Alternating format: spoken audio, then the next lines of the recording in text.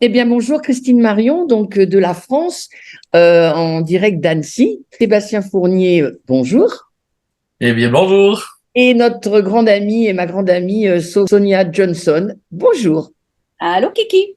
Alors, Sonia, Kiki et Sébastien, mon amie Sonia, eh bien, pour cette émission, au moins, a pris la relève pour la perte de notre ami qui a replié son parapluie.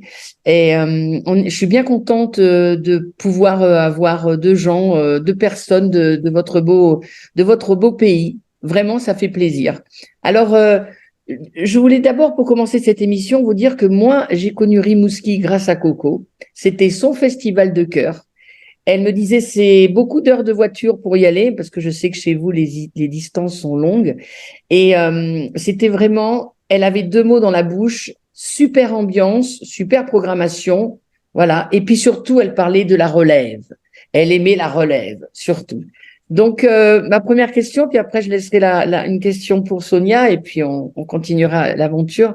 Vous la connaissiez bien, Coco? Vous la côtoyez depuis quelques années? Oui, oui. Donc, Coco, à vrai dire, moi, je suis arrivé au Festi Jazz il y a 3 ans et c'est là que j'ai fait la découverte de Coco. Donc, Coco était dans le Festi Jazz depuis plusieurs années. Je pense qu'elle a fait presque 10 ans, vraiment aux alentours, du moins plus dans l'organisation, dans le comité de programmation. Et ça a vraiment été quand elle a commencé à travailler à la programmation du festival que Coco était là, elle apportait des belles idées. Puis, comme que vous disiez beaucoup au niveau de la relève, c'était quelque chose qui lui tenait beaucoup. Et à chaque fois qu'elle me parlait, moi, je venais tout juste d'arriver, je connaissais pas vraiment l'ADN de l'événement. Et à chaque fois qu'elle me parlait du Festi Jazz, pour elle, c'est vraiment le festival le plus chaleureux. C'est quelque chose qui était très humain comme événement. Elle me le répétait souvent, tu sais. Fait que ça a vraiment été une chouette découverte à ce moment-là. Là. Oui, c'était une sacrée nana. Hein, Sonia, c'était une sacrée Ben, nana. nous, on a fait la route ensemble avec Colette en 2015. Elle m'a amenée à Rimouski. Ben, j'ai pas été dans la programmation du festival en tant que tel à Rimouski, sauf pendant la pandémie, j'ai fait la présence jazz avec on était plusieurs femmes qui ont enregistré de chacune de nos maisons une pièce ensemble mais séparées, qui était, je trouvais, une très belle initiative du festival de présenter la musique dans les rues pour que les gens puissent continuer d'avoir la présence du festival. Mais en 2015, on était allés en voiture, Colette et moi, et j'ai partagé cette semaine sur mon Facebook un petit moment de ce trajet-là où je l'ai fait chanter du Whitney Houston dans ma voiture. Et c'est un moment très, très drôle. Et je l'ai réécouté cette semaine avec beaucoup d'émotion. Ça me faisait pas autant sourire, mais ça m'a vraiment touchée. Les gens ont été touchés que je partage. Elle avait une belle folie. Donc, c'est normal que ce festival-là, puis cet esprit de famille, elle l'ait apprécié autant là, de Rimouski. D'ailleurs, Rimouski, je pense que c'est familial parce que vous avez des lieux. Ce qui est particulier de votre festival, Sébastien, est-ce que tu peux nous en parler? C'est que vous avez, oui, des spectacles en salle, mais vous avez aussi des spectacles dans la communauté, dans des lieux privilégiés. Est-ce que vous collaborez aussi avec les Jardins de Métis encore? Oui, exactement. À vrai dire, l'idée est de sortir les spectacles du lieu même du festival. Donc, tu sais, le jazz peut paraître effrayant pour quelques personnes et on essaie vraiment de casser ce mot-là au maximum, de démocratiser au maximum le style.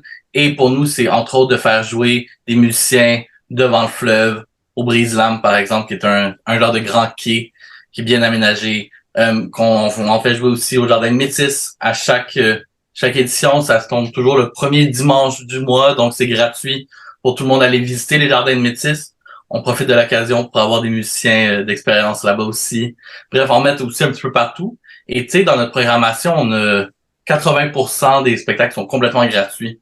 Donc c'est pour ça. Il faut que le monde vienne voir, puis on veut vraiment donner la meilleure qualité de jazz qu'il peut y avoir. Vous avez des subventions par le gouvernement? Vous avez des aides?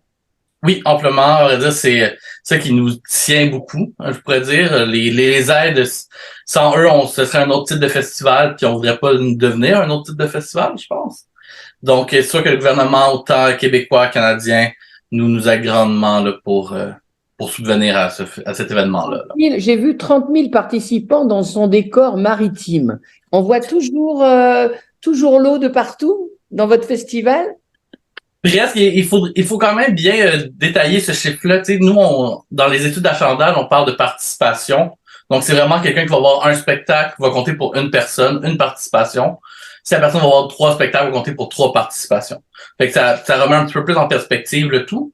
Mais oui, effectivement, notre place centrale, qui est la place Festi Jazz, aussitôt qu'on fait un 360, on voit toujours la mer de l'autre côté. Ou le grand fleuve, là. Nous, c'est le fleuve Saint-Laurent, mais il est tellement large qu'on va l'appeler la mer. Ça dure longtemps, votre festival, il y a plusieurs jours.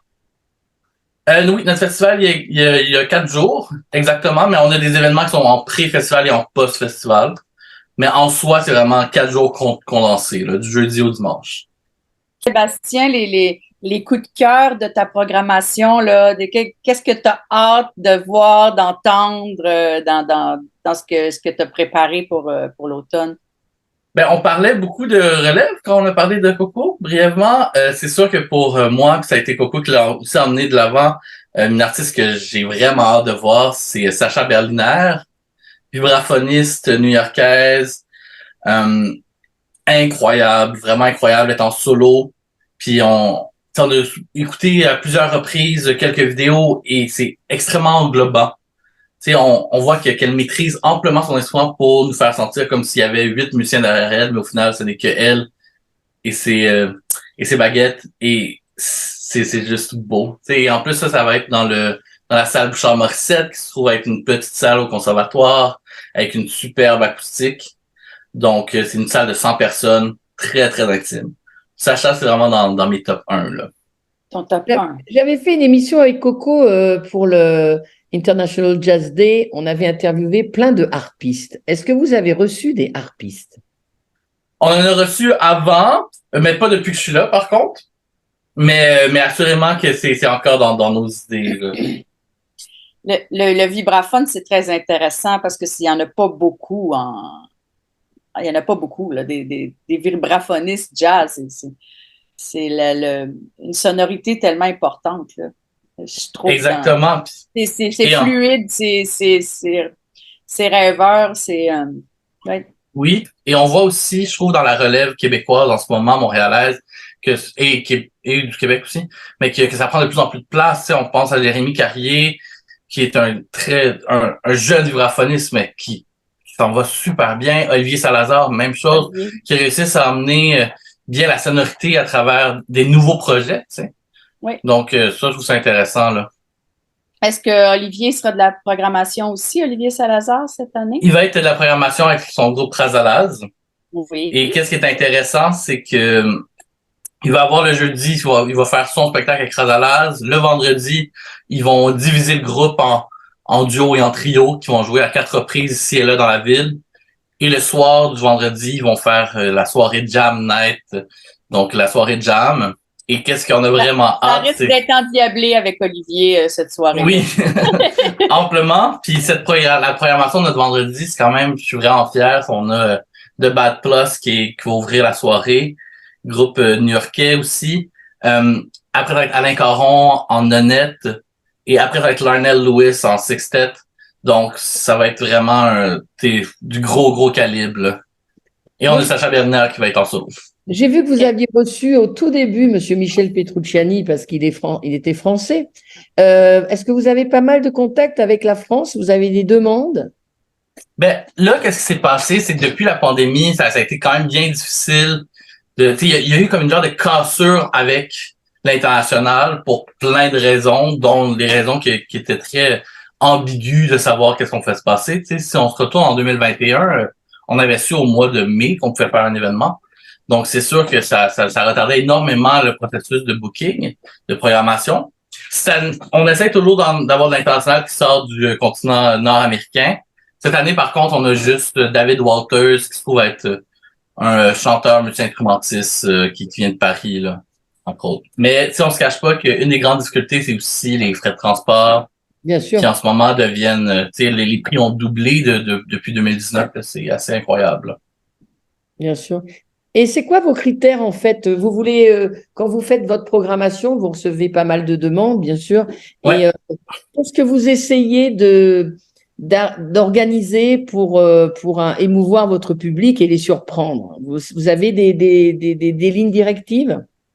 On a des lignes directives qui ne sont pas nécessairement qu'on ne fait pas que les regarder lorsqu'on programme. Par exemple, c'est extrêmement important d'avoir une parité au niveau de la programmation.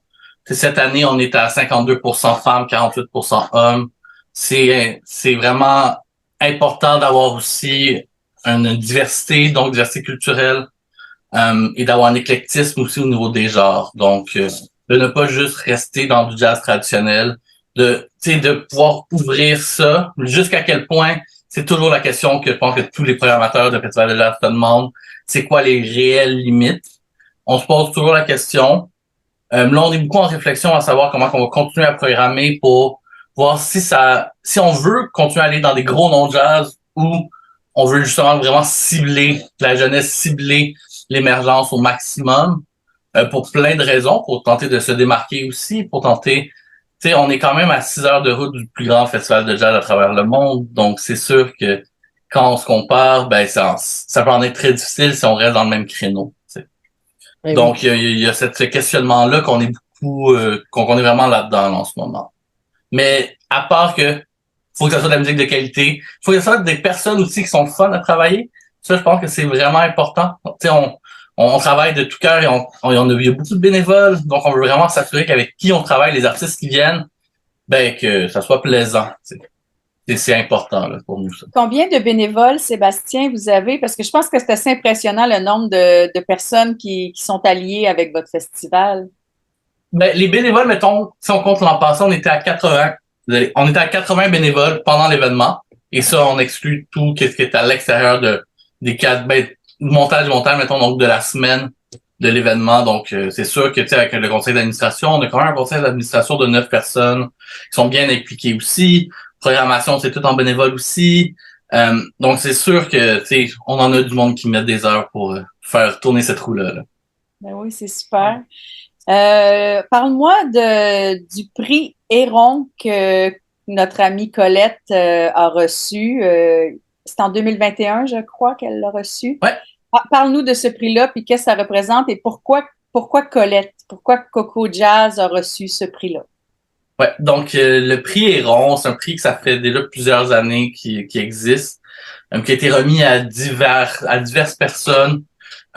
Mais l'idée n'est pas de le remettre à des artistes, plus que de le remettre à des personnes de l'extérieur un petit peu de sur la scène, donc vraiment des acteurs extérieurs, mais qui aident à promouvoir le jazz. Donc, ils font vraiment une différence à ce niveau-là. Et Coco, ben assurément, on la connaît à quel point que le jazz était tatoué sur son front. Elle ne parlait que de jazz ou presque. C'est vraiment une énorme passion pour elle. Elle a fait, au niveau du sein du Festi Jazz, ben, elle nous a aidé à nous exporter. Elle nous a vraiment aidé aussi à démocratiser le jazz avec des idées parfois farfelues, parfois juste émergentes. Bref, c'est quelqu'un qui nous a aidé à nous pousser, à nous surpasser et vraiment à, comment je pourrais dire, à spread le mot jazz un petit peu partout, tu sais. Mm-hmm. Donc, à ce niveau-là, ben, c'était certain que quand on revenait, en 2020, on n'en a pas donné, mais quand on est arrivé en 2021, c'était même pas une question, là. Alors, Coco me disait, oui, ben, j'ai pas trop de temps parce que je reçois plein de choses, je suis juge pour la relève. Alors, Oui. est-ce qu'il y a il y a des concours, voilà, il y a des juges, tu peux nous expliquer? Ouais, exactement. Donc, en ce moment, ça va être à la 11e édition du Grand Prix de la relève. Donc, c'est un concours qu'on demande aux personnes de la relève de 35 ans et moins de nous soumettre un projet. Lorsque ce projet-là est arrivé, on le donne à des juges, un comité de jury, qui vont faire une présélection. Parce que, évidemment, je pense que cette année, on en a reçu 25 candidatures et on peut pas présenter 25 spectacles en même temps, ça va être beaucoup. Donc, on se restreint à 4 spectacles pendant l'événement. Coco a été là pour la présélection de cette année, il était supposé être là l'an passé, malheureusement, elle pouvait pas venir à l'événement. Mais elle a toujours été présente là et c'est ça, le concours par la suite, ben, avec nos différents partenaires, nous permet de les faire voyager à travers souvent l'Est du Québec. Avant, c'était à l'international. là, on recommence à bâtir des ponts à l'international pour pouvoir les faire voyager, là. Et qu'est-ce qu'ils gagnent comme prix, en fait?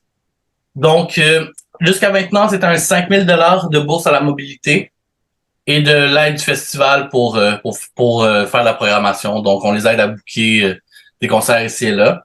On s'entend souvent qu'en tant qu'organisation, ben c'est un petit peu plus facile d'aller approcher d'autres organisations festivals. Des fois que parfois les bookers que c'est ça. Donc, on a comme cette chance-là qu'on profite puis qu'on fait comme, ben, tu sais, on peut faire des échanges avec des festivals. Avant, on en avait avec Jazz à Vienne. Là, justement, avec la pandémie, ben, la pandémie, le changement de direction, il y a une coupure qui s'est créée, mais qu'on va reconstruire, soit avec Jazz à Vienne ou avec d'autres événements. Faut juste prendre le temps de bien le faire puis s'assurer que ça soit une réciprocité qui est belle, là. Non, mais Sébastien, tu sais que Christine et son conjoint, Philippe Martel, ils sont programmateurs à Annecy, donc Oui. peut-être vous pourrez vous parler après l'entrevue. Oui, mais justement, Coco, je me rappelle très bien qu'elle avait été à votre événement et elle arrêtait pas de me dire il faut faire de quoi, il faut faire de quoi. Puis ça, c'était en 2021, justement. 2021 ou 2020? 21. Bref, 2021. Et c'est ça, puis à chaque... Elle était fatiguée, elle n'a pas pu aller à Rimouski. Oui, exactement.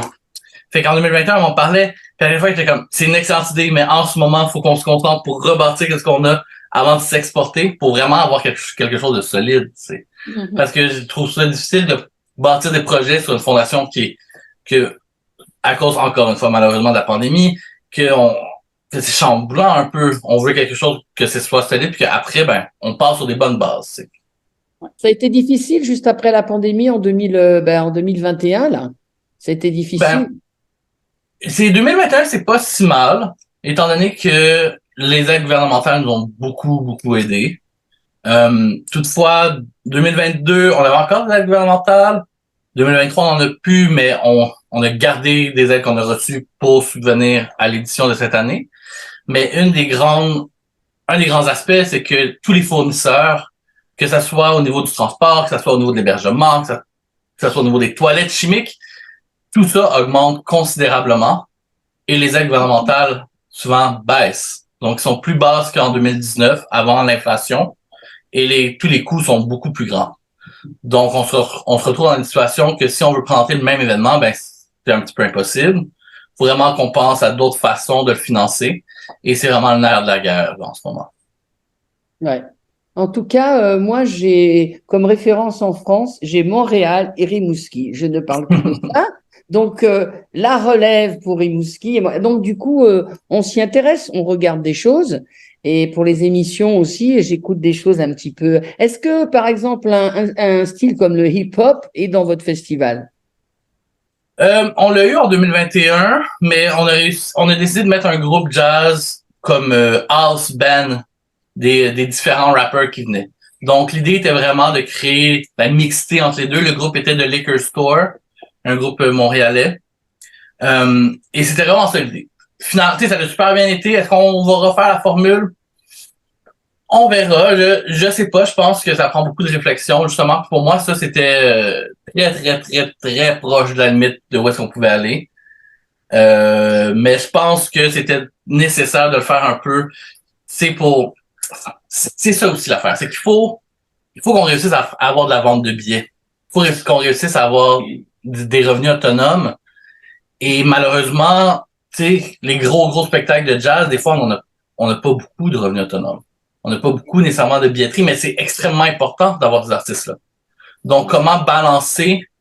Ben, il faut aller chercher des artistes un petit peu plus grand public pour réussir à avoir de la billetterie, pour réussir à programmer des plus grands artistes. Fait que c'est toujours ça le combat. Donc, le hip-hop fait partie de ça, tu sais.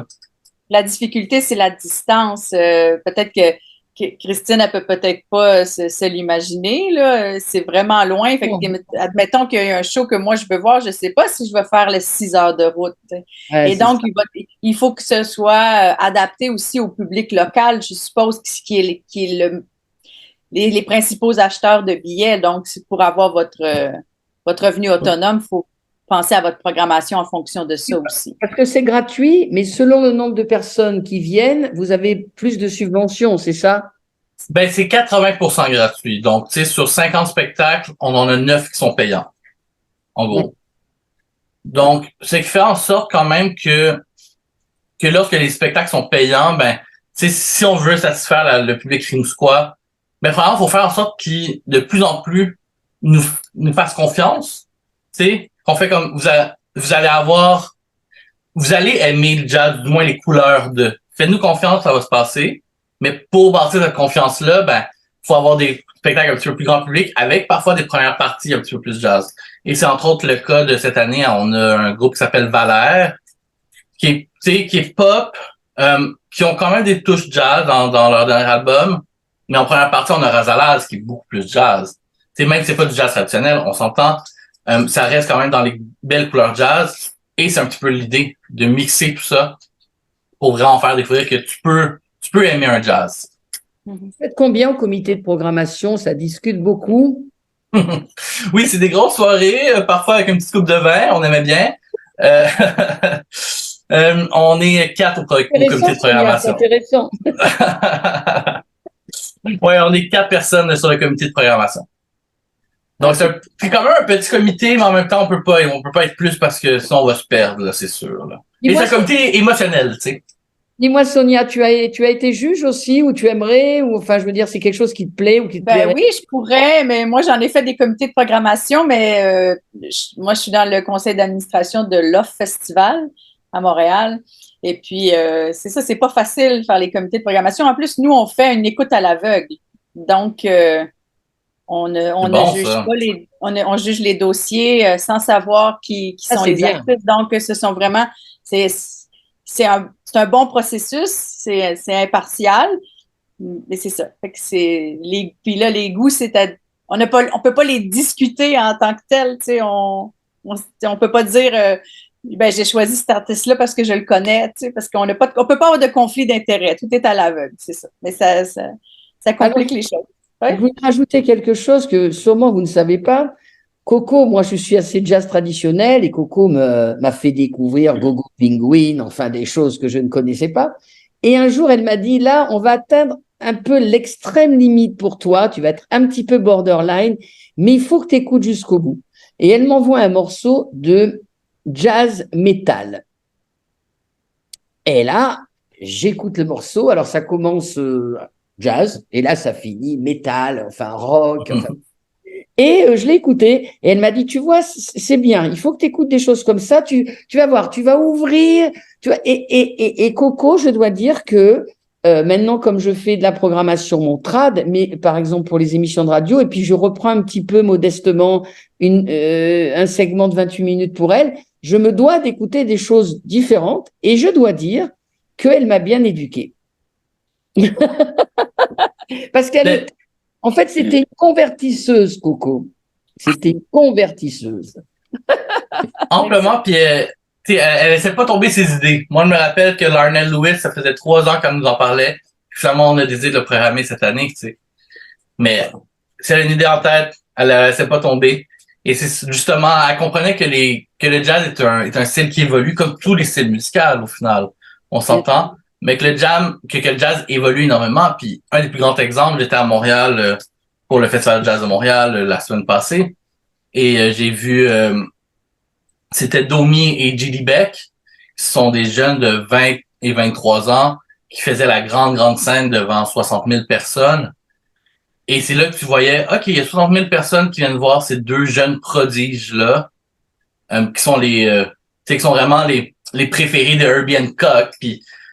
Et qu'est-ce qu'ils font? C'est très, très jazz. C'est juste que il y a une petite touche un petit peu plus moderne, un petit peu plus rock, justement. Je pense que l'influence rock des dernières années qui a été glorifiée à travers la culture populaire, maintenant rentre beaucoup dans le style, tu sais. Et ce genre de jeunes prodiges-là, apporte ça.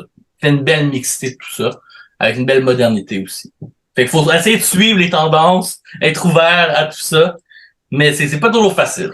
Dis-moi, Sonia, qu'est-ce qu'en ce moment tu pourrais aimer ou écouter et qui sort vraiment, vraiment des sentiers battus? Ah, je sais pas. J'écoute tellement de choses parce que, en fait, moi, j'aide des artistes à aller chercher des sous, des subventions. Je fais de la rédaction, j'aide d'autres artistes. Alors, j'écoute vraiment toutes sortes de choses qui sont pas encore parues. En plus, j'ai le droit d'avoir des primeurs, d'entendre des compositions de gens qui essaient d'aller chercher un soutien supplémentaire pour des super beaux projets. j'écoute du jazz, j'écoute du classique, j'écoute de la musique du monde. Donc, tu sais, des fois, j'ai moins le temps d'être aussi curieuse que je l'étais plus jeune quand j'ai découvert le jazz. Fait que, parce que je suis une alliée des artistes. Fait que j'ai un peu moins de temps pour faire des découvertes, mais tu vois, un ami m'a invité au Festival de jazz de Montréal pour voir le Budos Band que je connaissais pas. Puis, tu sais, j'ai dit à mon ami, est-ce que c'est vraiment jazz? Mais, tu sais, c'était rock, c'était funky. Les brasses font qu'il y a un côté jazz. Mais pour moi, c'était pas aussi jazz que ce que moi, je considérerais jazz. Oui, il y avait de l'improvisation, mais les gens, ils étaient tellement emballés parce que c'est un gros party, là. Le Club Soda était plein, les gens dansaient, les gens étaient très réactifs. Puis, je pense que c'était toute la personnalité de ces musiciens-là sur scène. Ils sont là, ils sont à 100%. Tu regarderas ça, Christine. Moi, j'ai découvert ça. Ce qui peut Budos Band. Les jeunes, comment vous appelez ça? Ils ont le hook avec ça. Et comme ils ont le hook avec ça, peut-être ils restent le lendemain ou le soir pour écouter d'autres choses.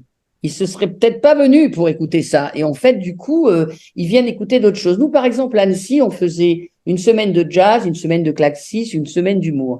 Et on a décidé de faire jazz, humour. Parce que du coup, il y a des gens qui viennent à l'humour. Puis du coup, le lendemain, ils sont là, ben, ils viennent au jazz. Et ils nous disent, on ne connaissait pas ces artistes. Et puis après, ils viennent au classique. On va jamais écouter du classique. Mais là, on est là 3 jours. Alors, on a fait un jazz, un humour et un classique. Et du coup, on éduque la population, en fait. Oui, exactement. Et c'est l'exemple avec Good Old Band. Moi, c'est un groupe que je connais depuis quand même plusieurs années. C'est un groupe new-yorkais. Ils viennent toujours de New York. Non, peut-être pas, mais il y en a beaucoup, mettons. Et tu sais, c'est justement, c'est un groupe qui est très dans l'afrobeat, dans le mélange de rock aussi et tout ça. Mais je pense que ce qui en devient intéressant, c'est que les jeunes peuvent aussi aller s'accrocher. Ben, je dis les jeunes. On est tous jeunes ici, là. C'était pas des jeunes au Budos Band, hein? C'était pas des jeunes. Ah, même pas. Non. C'est ça. Puis je pense qu'on peut aller s'accrocher et aller voir, découvrir aussi c'est quoi les influences. Tu sais, il y a beaucoup de ça maintenant avec les différentes plateformes. Tu sais, on dirait ce qu'on veut de ces plateformes d'écoute, mais ça reste que ça peut nous proposer des artistes qui sont plus proches ou d'influence ou qui parfois justement sont plus jazz, parfois ils sont plus afrobeat, parfois ils ont différentes directions, donc ça peut aider à découvrir davantage aussi. Là. Ouais. Parce que les artistes, vous les mettez pas dans des cases. Les cases sont de plus en plus larges, hein. C'est ça qui se parle. Oui, parce que les jeunes ont cette possibilité-là de découvrir de la musique. Ben moi, j'ai un fils de 20 ans et puis sur Spotify, il écoute des choses tellement à des opposés. Il n'y a plus de limite de dire que quelqu'un va écouter juste un style ou juste de la pop. Je pense qu'il y a une plus grande ouverture d'esprit des nouvelles générations sur la musique en général. Là. Oui, puis tu sais, si on pense à Robert Glasper, par exemple, moi, c'est un des artistes que j'ai beaucoup aimé. Tu sais, grand pianiste, ses albums avaient une sonorité hip-hop. Et tu sais, pas ses premiers, mais il y en avait que c'était du hip-hop pur, au final. Très, très hip-hop, mais instrumental, puis avec des solos de piano qui finissaient plus. Et tu sais, mais le mélange était là aussi. C'est ça aussi que je trouve qui est intéressant. Exact. Donc, Sébastien, en résumé, tu veux-tu nous résumer? Là, tu nous as donné tes coups de cœur, mais nous, on va diffuser ça bientôt. Il reste-tu des billets pour certains spectacles ou t'en as qui sont sold out, fait que tu nous en parles pas? Non, il nous reste des billets pour plusieurs spectacles. Alors, pour la totalité des spectacles, il nous reste des billets. Rimouski est une ville qui achète des billets à la dernière seconde, beaucoup. Donc, et là, un des meilleurs exemples, c'est que l'an passé, on avait un spectacle, on avait 65 billets vendus à une semaine de l'événement, et à l'événement, on était rendu à 600 billets. Fait que ça l'a vraiment, ça donne des cheveux blancs à la programmation, mais sinon, à part de ça, oui, c'est ça. Donc, mais mis à part ça, pour vrai, on a des très belles soirées. Moi, la soirée du vendredi, c'est ma soirée préférée. C'est vraiment, je trouve, une belle programmation du vendredi, comme que je disais avec The Bad Plus, avec Sacha Berliner, avec Alain Caron, puis avec Larnell Lewis, et le Jam Night par la suite. si quelqu'un va descendre à Rimouski le vendredi, vous allez être gâtés, ça c'est sûr. Et c'est pas juste ça, venez profiter des petits cafés, venez profiter des terrasses, venez profiter de l'eau, de la vue. C'est ça aussi l'événement, tu sais, on se concentre. Oui, la musique c'est extrêmement important, mais l'ambiance est tout aussi importante. Bon, eh bien, nous ici, on a un lac. Voilà. Et puis, mais c'est pas mal aussi, mais c'est bien plus petit. Mais je suis d'accord avec toi. Chaque année, on a des concerts où il y a moyennement du monde et pendant 10 jours avant, on en parle beaucoup, on donne des références et les gens réservent 2 jours avant. Voilà. Et ils nous disent, mais il n'y a plus de place. Je dis, oui, mais bon, ça fait 2 mois et demi que c'est ouvert. Ouais, exact. Écoute, Sébastien, Sonia dira peut-être le petit mot de la fin. Donc, cette émission, vue sur le jazz international, là, j'étais très heureuse de pouvoir t'avoir. On était très heureuse de pouvoir t'avoir en ligne. Et puis, surtout Sonia, parce que grâce à Sonia, j'ai connu Coco. Donc, c'est un peu le triangle, là. Je sais que Sonia est une femme très occupée aussi et elle a bien voulu, en ce matin ensoleillé ou je ne sais pas, qu'on fasse la discussion. Hein. Voilà, souvent Coco me disait, écoute, j'ai plus de temps parce qu'il faut que j'aille magasiner. Alors j'adorais ce terme. Alors là, je vais pas magasiner, je vais chanter. Sonia, elle est débordée dans l'administratif et je sens en toi un engouement pour les concerts à venir. Donc pour ma part, je te remercie. Je te donnerai le lien de la diffusion et puis je vais laisser mon amie Sonia, voilà, ce beau continent sur lequel vous habitez, le Canada, le Québec, voilà, dire le petit dernier mot. Ben, Sébastien, merci beaucoup. On te souhaite un super beau festival. Merci de nous avoir accordé ce temps-là pour Colette. Coco, on va faire de... Christine aimerait ça que je continue l'émission avec elle, mais je suis pas une animatrice, là. Je suis une chanteuse, mais je sais pas si la radio, c'est autant ma passion que Colette, mais Colette, c'était ma grande amie. Je l'ai présentée à Christine. Ils ont fait que de temps en temps, je vais faire des entrevues avec Christine. Mais merci de nous avoir accordé ce temps-là pour parler de ton festival qui est 37e édition, c'est super. Exact, ouais. Et pour avoir partagé tes courts moments avec Colette qui étaient tellement liés à votre festival. Puis on vous en souhaite un bon et plein de ventes de billetterie autonome. Merci de l'invitation. Au revoir, Merci, Sonia. plaisir. Bye, la France. Au revoir. Bye.